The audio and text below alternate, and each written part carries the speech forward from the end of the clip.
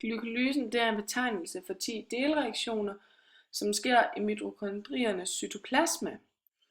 Glukose eller glukose 1-fosfat det bliver så omdannet til pyruvat i glykolysen, og det her det foregår anaerobt, fordi at det blev udviklet længe før, at det var ilt i atmosfæren, og anaerobt det betyder, at det foregår uden ilt. Man siger, at glykolysen den kan inddeles i 3, og den første del, det er hvor at glukosen den bliver omdannet til fruktose 1,6 bifosfat via 2 fosfylinger af molekylet, og det her det koster altså ATP. Den anden del, det er hvor fruktosen den bliver til 2 C3-forbindelser. Og så har vi den aller sidste del, det er hvor C3-forbindelserne de omdannes til 2 pyruvatmolekyler under dannelsen af ATP. Og den aller sidste del, altså den tredje del, det sker 2 gange. Vi har de her 10 delreaktioner, og jeg vil starte med at forklare, hvad der sker i reaktion 1A og 1B. I reaktion 1A, der bliver glukosen, som vi har optaget fra blodet, det bliver omdannet til glukose 6-fosfat, ved at der bliver påsat en fosfatgruppe fra ATP-molekylet. Og den her reaktion, det katalyseres af et transferaseenzym, som hedder glukosekinase. Og når glukosen har fået det her fosfatgruppe, så kan det ikke længere transporteres gennem vores cellemembran af gluttransportører, og det gør, at det er fanget i cellen, og det så er klar til at blive nedbrudt. Og så netop fordi vi har fået påsat det her fosfatmolekyl, så bliver glukosen nemmere for os at nedbryde. I 1B, der bliver glukose 1-fosfat fra glykogen omdannet til glukose 6-fosfat via et isomerase-enzym, som hedder glukose 1-fosfat isomerase. Og et isomerase-enzym, det laver en omlejring af molekylet.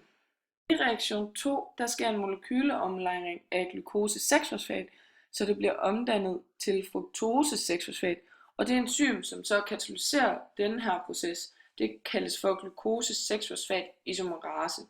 I reaktion 3, der får vi dannet fruktose 1,6 bifosfat, og det gør vi ved, at vi får påsat en fosfatgruppe fra vores ATP-molekyl.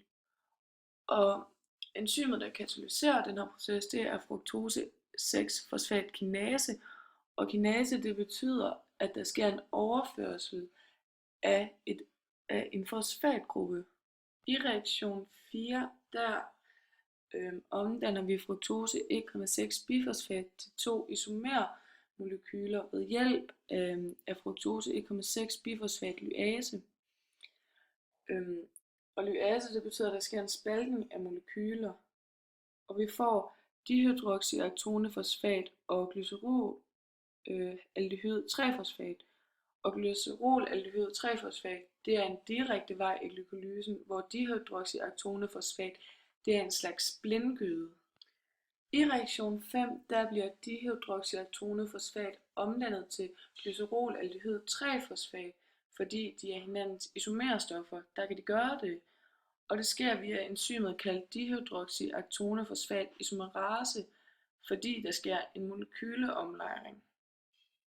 Det der sker i reaktion 6, det er, at der er egentlig 2 reaktioner. Først så optager hver glycerolaldehyd 3-fosfatmolekyle en fosfatgruppe fra fosfosyren, som vi har i cytoplasmaet.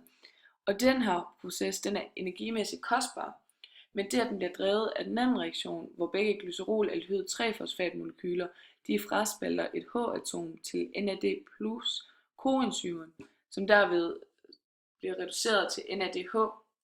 Det her det bliver katalyseret af glycerolaldehyd 3-fosfat dehydrogenase. Og den her reaktion, det er et eksempel på en kovalent reaktion, fordi energien fra den ene reaktion, det sikrer forløbet af den anden.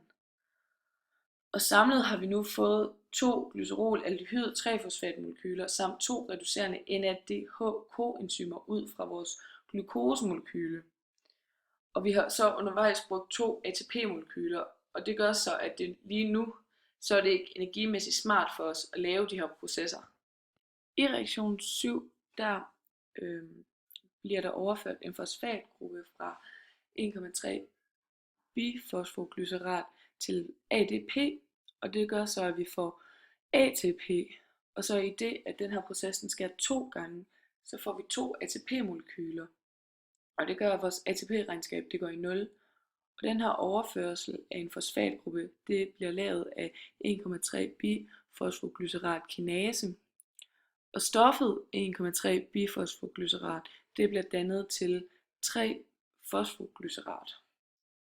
I reaktion 8, der sker en molekyleomlejring, da 3 fosfoglycerat det omdannes til 2 fosfoglycerat af enzymet 3-fosfoglycerat isomerase, og det betyder bare, at fosfatgruppen den bliver flyttet fra C3 til C2. I reaktion 9, der bliver der fraspaltet vand fra 2-fosfoglycerat, hvor så at der bliver dannet fosfonolpyruvat, og enzymet, som katalyserer den her proces, det kaldes 2-fosfoglycerat lyase, og lyase, det var jo når der skete en spaltning af molekylet. I reaktion 10, der fraspalter fosfonolpyruvat en fosfatgruppe, som bliver overført til ADP, hvorved vi så får pyruvat og ATP. Enzymet, som katalyserer den her proces, det kaldes fosfonolpyruvat kinase, og fordi den her reaktion den sker 2 gange, så får vi altså 2 ATP-molekyler. Fra glykolysen får vi altså en nettodannelse på 2 ATP-molekyler per glukosemolekyle. Derudover så dannede vi også i reaktion 6 2 reducerende koenzymer, NADH, og fordi vi har dannet de her NADH, de kan så medføre til dannelse af mere ATP under aerobe forhold. Det var glykolysen.